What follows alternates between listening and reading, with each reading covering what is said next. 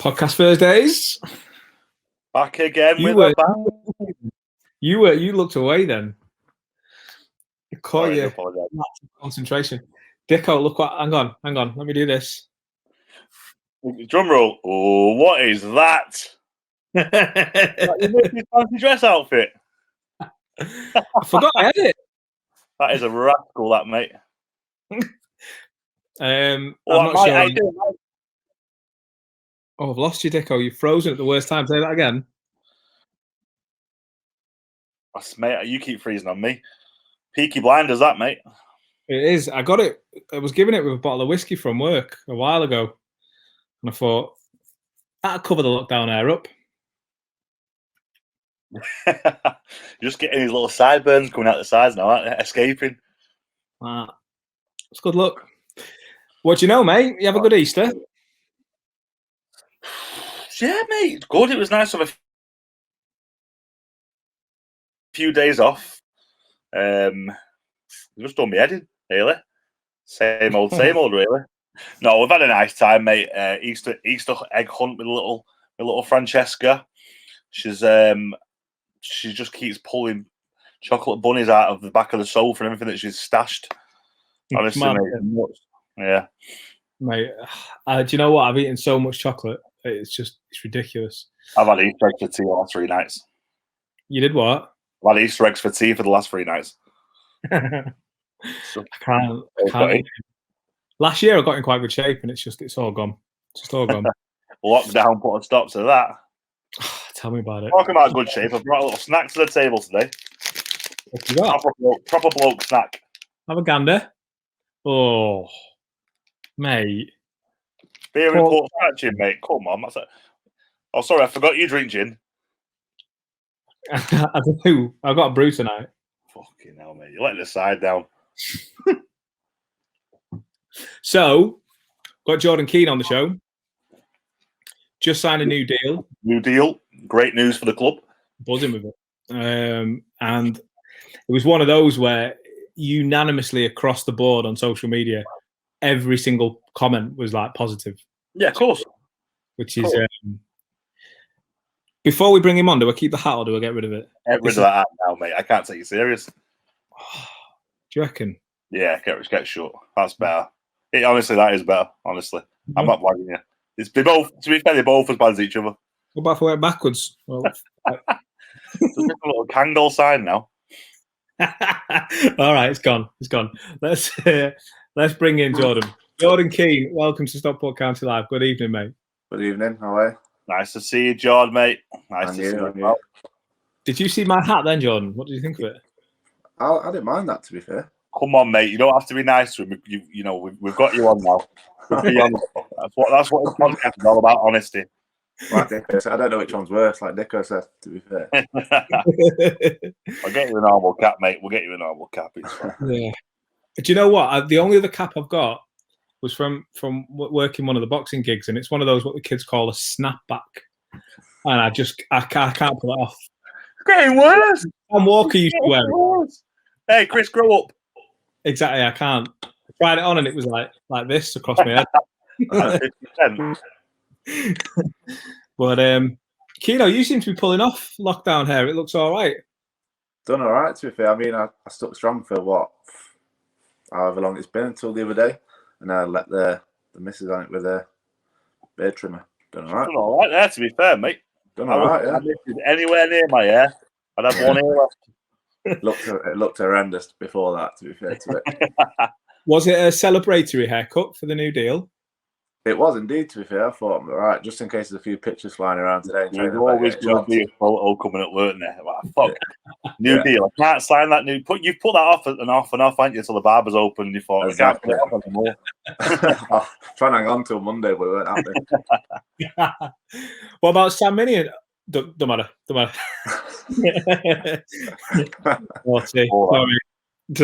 Yeah. Oh, hey, John Keane won't be happy with that. Cheap one, that one. Cheap one. Sorry, Sam. I'm joking. Seriously though, congratulations, man. We just touched on it there. listen, Jordan Keane signing for Stockport County on an extended deal, I thought was great. I know that Deco and Matty thought it was great. But what I was saying there, something that you don't often see is people in agreement on comment sections.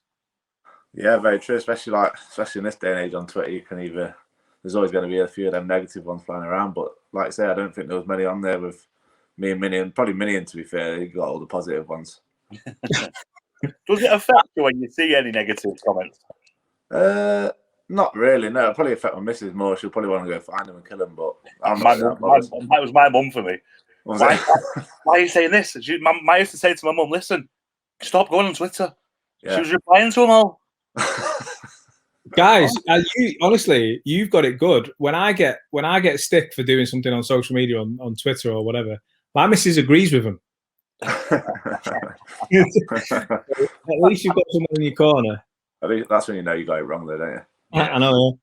Pretty certain she's just got like 15 accounts, and she's just the one typing them all out. No, but it's good news, and there's obviously loads. I don't want to kind of focus just on the contract thing for the whole time we've got you, George. But it's big news. And I think back to when you first came in, and how much your game has developed and how much you've grown as a player and a part of this club now. And just in your words, what's it been like, your journey with County so far? It's like I say, it's always been on the up, I suppose. I think when I first signed, you're sort of looking for that one club to stick at for a little bit. I think I remember saying that at the time when I signed. But the first year, when it couldn't have gone any better, like say champions of the North, and then obviously achieving what we did last year, I reckon if it would have carried on, we would have probably made the playoffs. And obviously it kicked on. Obviously with a takeover this year, it just seems to be progressing at a rapid pace every year. And you just got to try and remain part of it for as long as possible.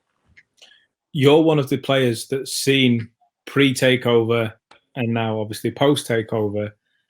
Ask a silly question. Just how different is it?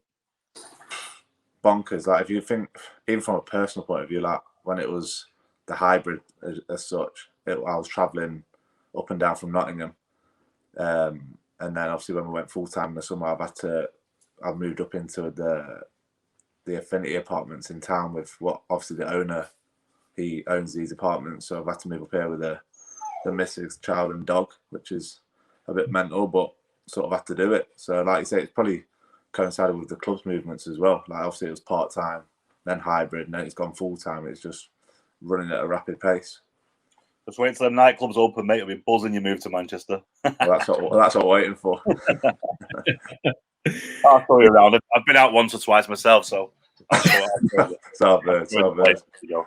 too old now, mate. Something I'll say for our conversation later, Dicko. I'm going down to Brighton next week, so I might be bending you here for some. What a gap that is! Where's that? Brighton, did you say? Brighton. Yeah. Never been there, to be fair. Mate, honestly, a belted place. I lived there for a year. I went out drinking for a year. Didn't play much football, but what a gaff Brighton is. So the journey from County, like you say, you came in part time. We've won the league. What a season! Just couldn't have asked for more. I remember that season as like it was so dramatic all the way through, because at one point it looked like the title was long gone. I think mid-December time. I think we 12 points off the pace at one point. Yeah, we started off horrific. If you look back, if you remember right, well, not horrific, but we weren't nowhere near it. And I don't think, obviously, we signed 4 or 5 players. And I think it took us a long time to gel together and obviously get used to a new way of playing under Jim Gannon and stuff. But then eventually it all clicked and we burst through. Do you know one player, and he's probably told you this, he's probably told you this in his own time or whatever, but one player that was buzzing when Jordan Keane signed for Stockport County, we had Matty Warburton on the show over last summer, and he was saying, as soon as I heard we were signing Keano, he said, I was buzzing. I was telling Jim how happy I was, blah, blah, blah. He said, the main reason was, he said, I just hated playing against him.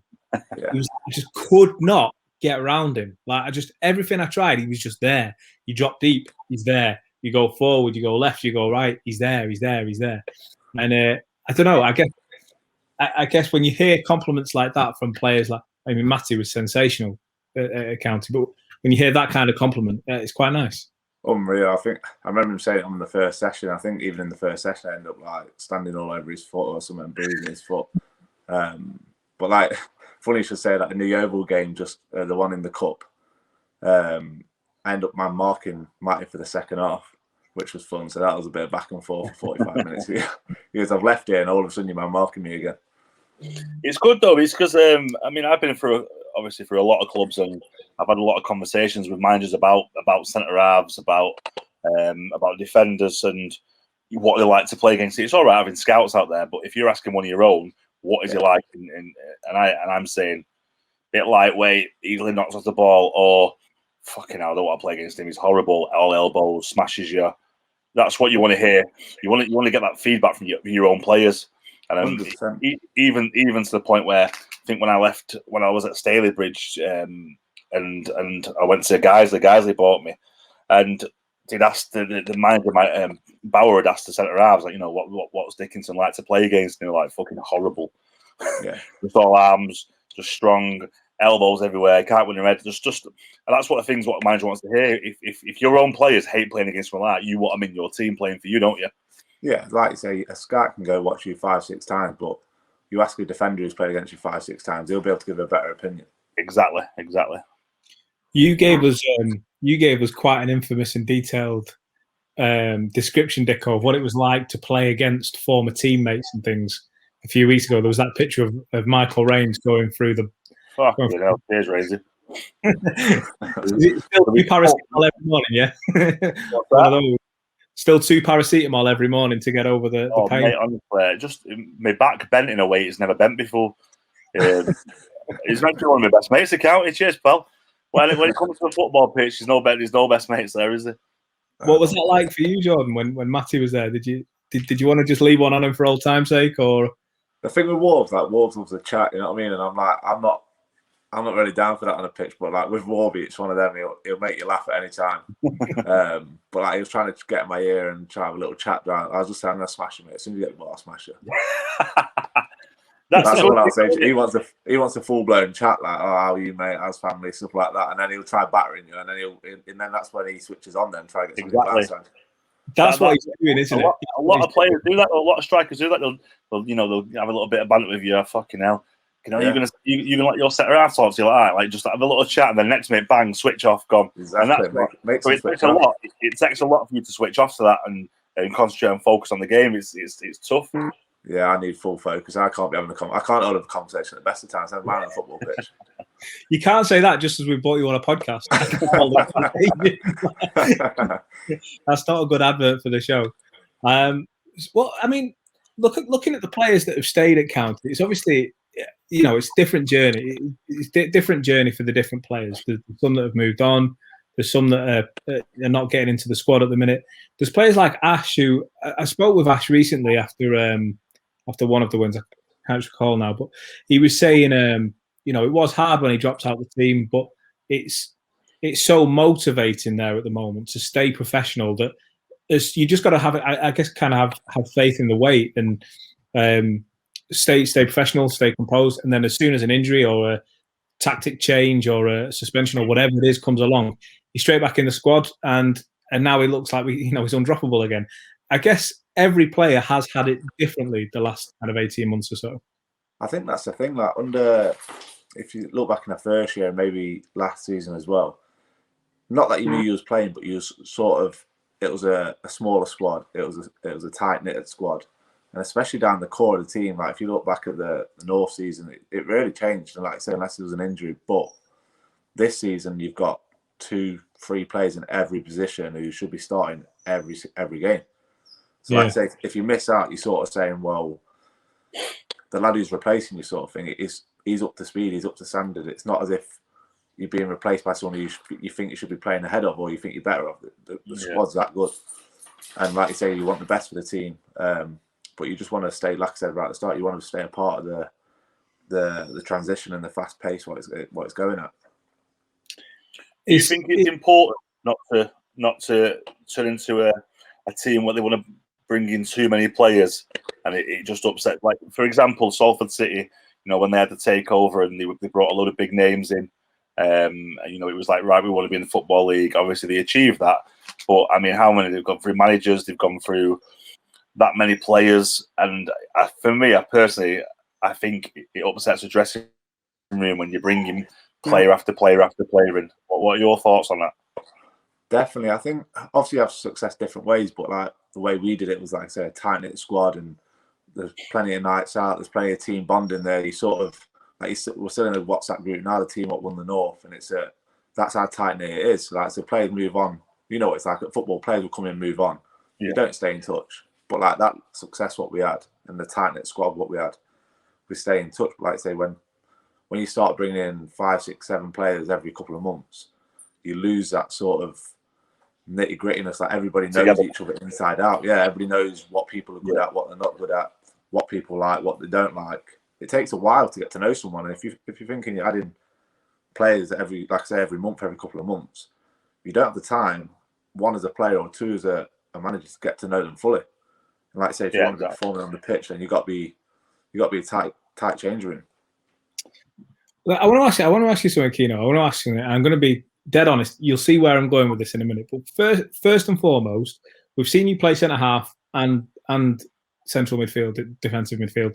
Where do you see yourself? Where's your preferred? In what formation? Oh, you throw me a curveball now. Oh, he didn't. Let's go with a 4-2-3-1. Let's start with that one. In a 4-2-3-1, I'd say it's a tough one. This is what I mean. Like, if you look at my career stats, you'd probably say 4-2-3-1. He plays in one of the two midfielders. But if it's a back three, you're going to pull back, are you? Back three, you'll probably say more of a right centre off. But this has been my problem. I'm my pro, if you sort of throughout the whole career. Like, you know, you can play 2-3 different positions. Oh, what's your favourite position? Don't really know. If you look across, you're probably playing 40% in midfield, 40% at centre off as a back three, and maybe 20% in a back four. You sort of just got to be able to switch it. You know, you can't. If you think like you've got a favourite one, you're sort of taking your eye off the ball if you have to play the other one. You know, it's a weird. Obviously, I think it's a good thing for a manager and a coach, but like, as a player, it can be a hindrance and a blessing at the same time.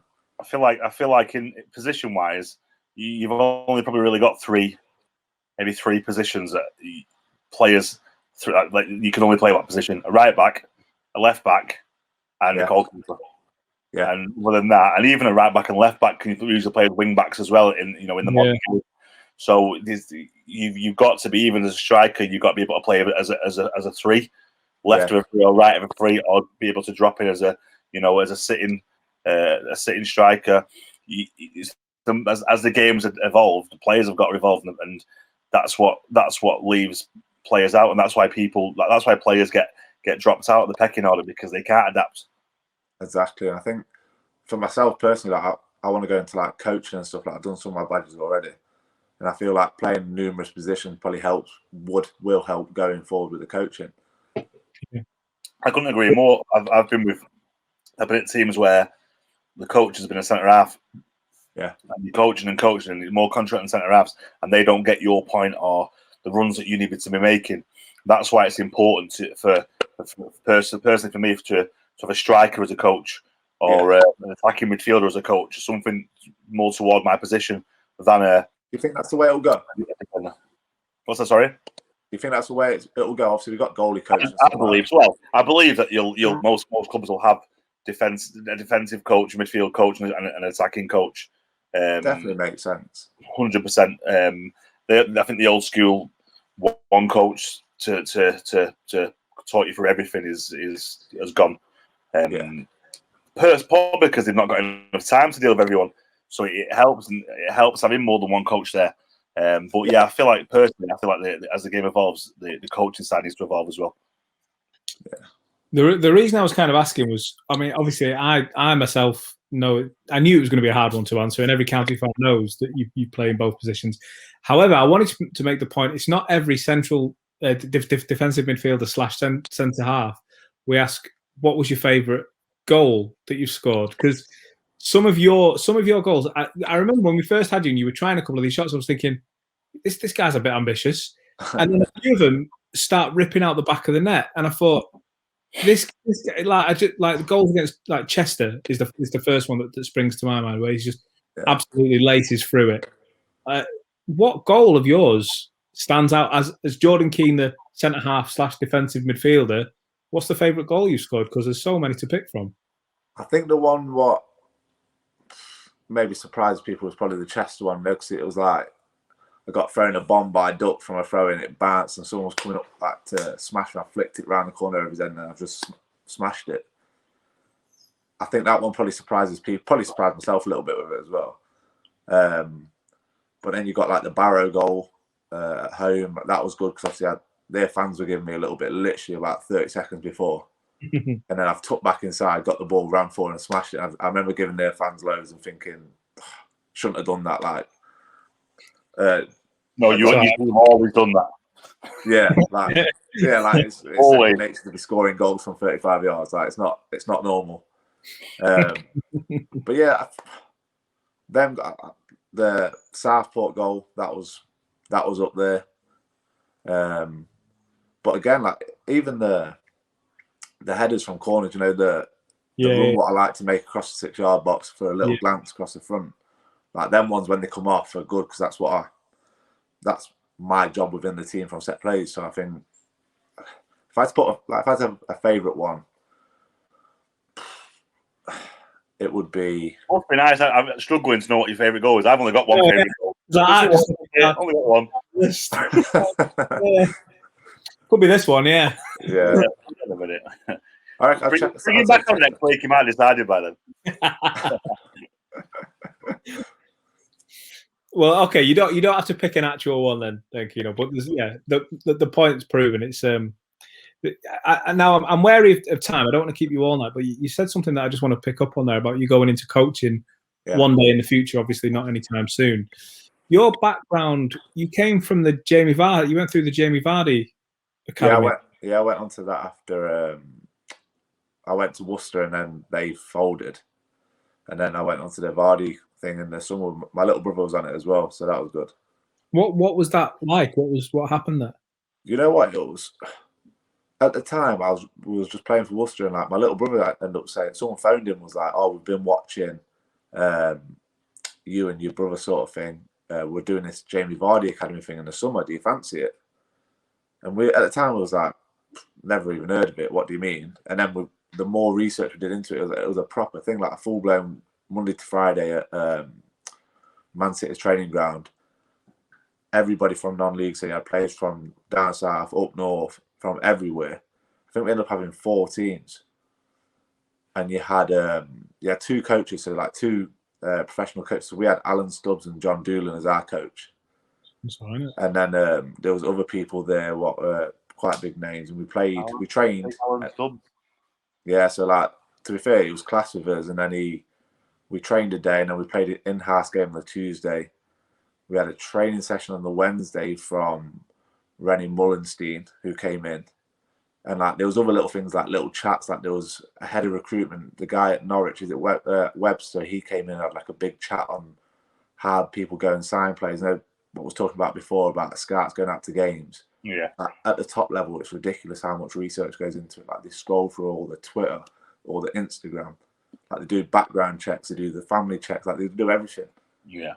And like just little things, like little insights into that. And then we played on the Friday where the scouts were allowed in. We played a game against Bangor, who were and obviously in the Welsh, and then there was TNS, and then there was a PFA team what played against one of the other teams. And like obviously all the scouts came and watched. A few scouts came during the week, but to be fair, it was like obviously it stayed in the digs up there as well. I think they've got like a little hotel on the training ground. Yeah. It was all first class. I think to be fair, I think Vardy paid for the lot, and it was fair, it was class. Like you got kit, you got everything. He got it out of his ashtray. Yeah, exactly. Yeah, it's fair change. But no, it was a class week. To be fair, I'm glad I did it. Yeah, it sounds amazing. And what are your aspirations then within coaching? Are you going to be the manager, Jordan Keane, one day? I think if you ask me now, like the way the game's at the minute, you're bonkers, aren't you? Really, if you're like, you know, for the security of it, like you're probably getting what on average 2 years as a manager. Like, obviously, don't get me wrong. Like, if obviously that's the pinnacle in it to be a manager, but if you wanted to be, if you're looking at, I want to work my way through, and I want to go throughout, work my way up through the ages, and I want to have, like, you know, Dick, what it's like. If you want to have a coach who's one, probably played, and two, what knows his stuff as a coach. You don't want someone who you feel like you're being frauded. Yeah. So I want to be. You don't want to be caught blind. If I finish playing at whatever age, 35, and you're thinking, right, I'm going to go get a manager's job, and you've never coached a day in your life, like, players suss it out quite quick. Exactly. So I want to make sure I've got that behind me to go in. And I think people, like you probably hear coaches all the time, like, you know when the time's right if you want to be a manager or not. You've mentioned, haven't you, Dicko, the difference in coaches, Russell Slade compared to someone like you look at someone like, I say, like Russell Slade, who was a teacher. He didn't play football. He was a school teacher, and he got into the coaching, bit of the coaching side. It was too nice. And then, obviously, when he left, I had Gus Poyet, who's done it at every level. You know, it was unbelievable. And not that I disrespected Russell Slade. He was such a nice guy, but I could respect someone who'd been there and done my job a bit more. Do you know what I mean? And I could understand, and he could understand things about me and situations on the pitch that a manager who hasn't played. There's not many managers out there who haven't played football that are top class. You know, there's not many out there. I feel like for me, for a player, you automatically give them the respect. They've been a player themselves and they've been there and done that. Yeah, it's more that I'm not saying that you can't be a great coach from not playing football, because you can do. But like, when you have to, as a manager, you've got to buy into your experience. I think if a player's coming to you with a problem or what's happening on the pitch, you've got to buy into your experience on what you think's best in that scenario. Yeah, definitely. And I don't know whether you can do that if you've never played football. I don't know how you could do that as such. You'd have to ask someone who's never done, like these people at the top who's gone all the way through and not played the game as such, but they've played at a certain level. Yeah, I couldn't be the coach. I'm pretty good at five-a-side, got a pretty stellar career at five-a-side. You can watch the bibs. I couldn't, mate. I definitely couldn't do it. Mate, honestly, I don't think I've ever been to a club where the bibs don't stink. To be fair, you know what? I have to praise Lando here, you know, because Lando. Oh, fucking Lando will love this now. He will love it. You know what? Lando does Flabhead will love this now. I mean, he's never smiling when he does it, but you know what? That's the only place, like you say, the bibs normally always stink, but they are pretty fresh with us. You know what, mate? Honestly, with Lando, what a guy. I used to phone him at the end of every season. Lando, can I get my shirts? Oh, mate, sorry. They've gone them. Who too? Yeah. Sponsors. Yeah, of course. He sells everything. 1, 2, 3, 4. What a legend he is, though. Yeah, he's good. He's a good laugh, Lando. Yeah, I can tell you all about his stop-offs on certain motorway service stations, and just that's about as far as I can go in. But yeah, there's some tales there. Well, listen, Keno, it's been a treat having you on. I think you're becoming part of the fabric now at Stockport County, and like you say, when you came to the club a few years back, you were looking for that kind of club you could stick at for a while, maybe make a home of, and certainly feels like you've done that. Definitely, I think, like I say, that's what I've come here to do, and I think it's just important now to continue to do it. I think getting to know people like yourselves and people around the club, you realise how big of a club it is and how big the fan base is, and you don't get that at many places. So I think you need to be grateful for what you've got and what you're trying to get to as well. But it's been class so far. Let's just make sure it keeps going. Before we let you go, can we have a look at the dog? Big fan of dogs on the show. I see walking around. He's just started. You know what? Is that? Guess what breed he is? Like a spaniel. Close. Springer spaniel. He's a cockapoo. Cockapoo. Literally just got him shaved the other day. Like he's wild. Like honestly, off his lead, he's class. But he goes into every bush you could imagine. So he's better off being short. Otherwise, it takes about a week for him to dry after he gets out of the shower. What's his name? Ralph. Is that after anyone or just? No, not really. Probably could just say Wreck-It Ralph. He wrecked everything, especially with the little one now as well. And he barks at everybody who goes past the window. He's carnage, to be fair to him. Wait, calm down, you. Wait, Well, I think he's spotted another dog out the window. Class. Right. Well, on that note, Keno, it's been a treat. Next time we bring you on, make sure you bring Ralph as well. I'll make sure he's got a bit of a better trim next time he's on. And myself, and you, to be fair, Chris. Oh, mate. Keep that ass on. It came free with a bottle of whiskey. No wonder you've been wearing that cap. Not wrong. You are not wrong. Right, God, mate. To at least 2 more years. Exactly. Thank you very much. Cheers, lads. 2 more years, Keno. Nice one. Thank you. Mate, what a legend. Very, very, very, very nice guy. Going places. And I think I'm going to wear this. I'm going to wear it and look like someone in Limp Bizkit or something. Like the 90s. Can't. I look French. You just need a FUBU jumper now. It should be me with the cockapoo. With that holding it there. The thing with Keno, the thing that I really like with Keno is, and you'll know this because he touched on it towards the end there about County being this big club, big fan base, media presence, everything else. He gets it. All right, the on the pitch playing ability is one thing, and you've got to be of a certain standard, which he is. But he gets the whole community thing. He gets the being a part of something, and you will know exactly the same. You've got to have that quality just as much as you have ball playing. Of course you do, yeah. It's all right coming to a club and you're going to have all the ability in the world, but if you don't gel with the team, with the players, with the fans, with the community, it's not going to work. You see it all over the world at the top levels. You see players going for big money moves. Players that have got all the ability in the world. There's been that many players gone to Man United, like of Di Maria. If you don't gel with people and don't gel with the atmosphere and the vibe, it's not going to work for you. And it seems like it's from day one he's hit the ground running and he's just getting better and better, and he's becoming, like you say, part of the county family. Did you ever think about moving into management? Nah. I don't like football, mate. It just used to pay well. No. For me, it was.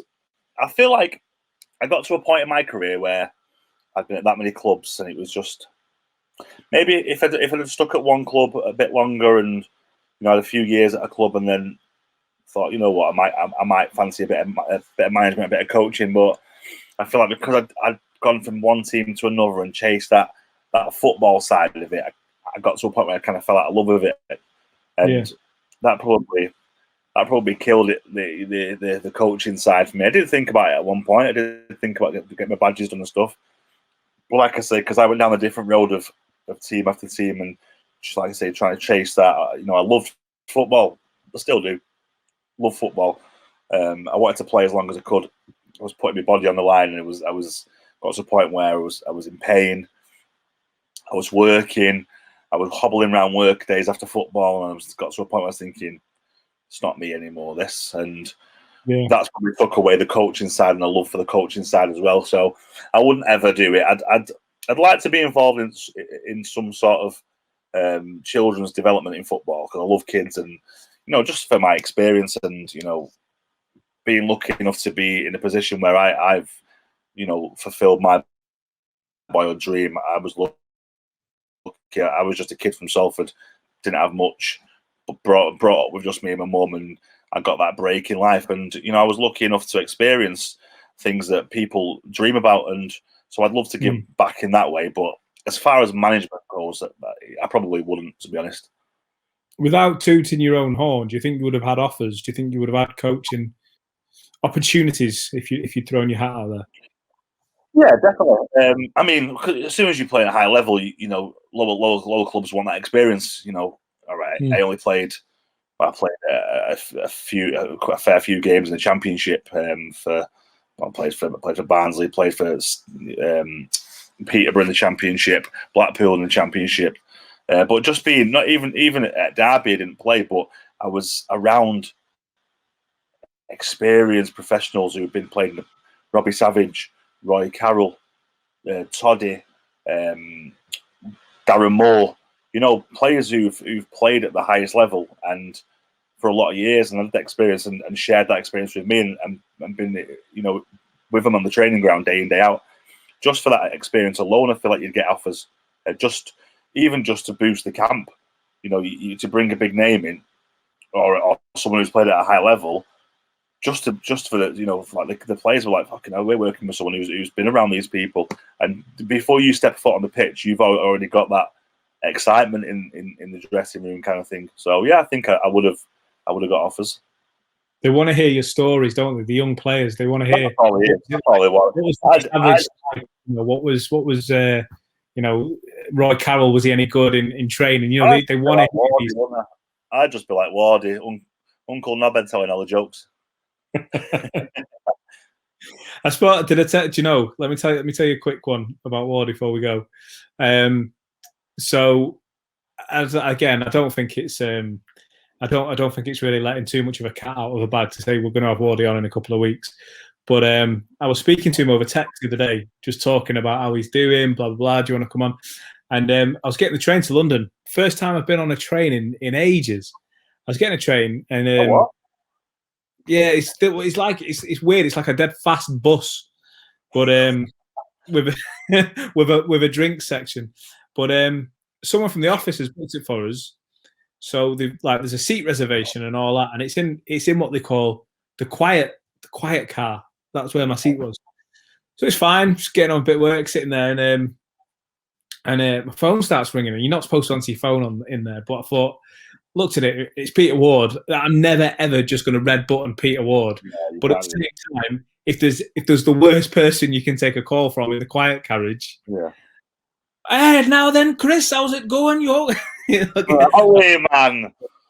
Yeah, and you know, I saw the news about Alan Lord moving on. Oh, and I'm going, let me I'll speak to you later, Ward. Is that all right? Because I could see people just like looking over, you know. You know. Say again. You don't need to, really. Say again. I said you should have put him on loudspeaker, but you don't really need to. Yeah, you know, I was turning the volume down, and he was still like, no, he's. I think it's a compliment if you could say you could be the Wardy of a coaching side. That'd be good. Yeah, it'd be a laugh. I'd arrange the team bonding sessions. That's about as good as all the big four. So how many? Before we let you go, how many Easter eggs you got to go through? I think I've still got about 6 left. I've had them pretty much every night. So, the kids, Francesca, my youngest, just keeps pulling them out of the back of the sofa. She's stashing them all over, mate. I'm like, right, no more chocolate now. She just comes walking, strutting in the living room like that. What have you got? No. Do you know what mine did? My daughter Maggie, which I thought was it gave her a bit more enjoyment than just eating the chocolate. Although she got a better self-discipline than I have. So you know, we sent her off on the hunt in the morning, and she got this little bucket, and she filled them up with these little eggs. And then rather than just sitting down and ploughing through them like her brother did, she went back and hid them everywhere, and then sent herself off on another hunt. I forgot where she'd hid them. Yeah, still finding them like 2 days later. Francesca put about 3 on top of the radiator the other day, and they were just like melted all over the radiator. Cheers, love. Look what your mum's got to clean up. Right, mate. Well, listen, it's been a treat. It always has. Before we go, I think I'm going to raise this one. So the awful news that obviously it's been all over social media recently about Lee Collins, top guy, played against him, proper pro, seems, you know, didn't know him very well, but it's just another case where it's, you know, people don't know what's going on behind closed door, what's going on in people's heads, and it's okay not to be okay. If anyone's having any dark thoughts, any problems, struggling, just pick up the phone to someone, slide into someone's DM, like yourself, Chris. I'm always available. Whether it's just a quick natter from a stranger, if it's going to make someone feel better and help them, I'm 100% there. And it's just a sad sad time for for the football community. He was a well respected lad, and yeah, I just want to raise this one for him. Yeah. I don't have a drink, but I second what you're saying. It's tough because it was, when I heard it, it was literally a flip from like, because it wasn't a great experience. I don't want to dig it all up, but it wasn't a great experience when we played each other a couple of months ago. Yeah. And at the time, I remember being really annoyed that this player's done this in a game and whatever. And then you hear it and you think, you know what? Like, why would you even? It's just I shouldn't say this on a football show, but it is just a game. I know it's people's lives and it's things, but you shouldn't let it, like so many people. I've been guilty of it in the past, and I'm pretty certain the majority of people tuning in. I think if anyone tells you they've not been guilty of, bad mouthing a player or being angry about something because they love the game that much, they'd be lying. But it shouldn't. But it takes something like this for some people to realise that footballers are human beings who just because they're paid, they're doing the job that they love, and to a certain extent, some of them getting paid ridiculous amounts of money. They're still human beings, and they still have the same mental problems as someone who's working in Asda, for example. So it's sad that it takes something like this to make people realise, but hopefully a lot more people will realise and reach out. Yeah, I agree. Well said. Well said as ever, Dicko. So we go again next Thursday. We do go again next Thursday. Guests TBC, but we've got a pretty good phone book, haven't we, Dicko? Belted lineup, by the way. Belted lineup. I'm looking forward to it. I'm looking forward to it. And we should say Matty Mainwaring, the reason he's not here, if I'm not mistaken, we've not sacked him. He's at the business end of a big is it Masters or he's last week, yeah. next week, but it's higher education taken to the extreme. He's doing really well. So yeah, he can't fault him. He's smashing it. So fair play. I'm sure he will be watching this podcast in its entirety, so he will hear this shout out. Supporting the boys. Yeah, drinking his gin. Right, mate. Have a good night, mate, and we'll see you next week. And we go again. We go again.